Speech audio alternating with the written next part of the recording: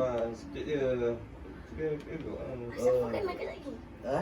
Aisyah Ya, semua. Kadang-kadang cuti sekolah dah waktu buat sama. Ya, tak boleh. Cikgu risau kan. Yalah.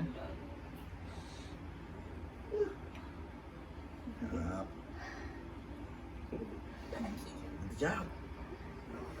Memang sakit. Tahan nanti sakit perut nanti kalau Tak ada tak. apa-apa. Nah, kan tak ada apa-apa. Ini memang sakit. Tadi belakangan sakit. Di bagian nendang kanan. Wih, gila ya. Ha. Sekejap. Ni, lagi sikit.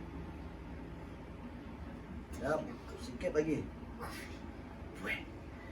Weh. Weh. Weh. Lang. Lang.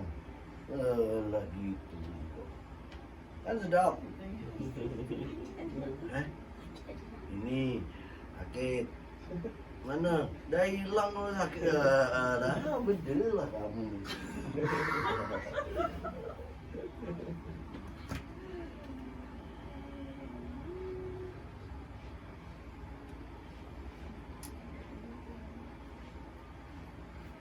Sini tak banjir kan?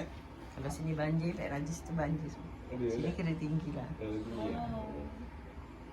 Tapi dah harap semua dah banjir. Kan ada tu kan masa yang Segading tu. Ha. Itu kalau pergi Johor, X-ray, pinggang tu nanti. Bukan X-ray tak? Dia macam MRI ya? Masa yang pergi tu 2 bulan lepas.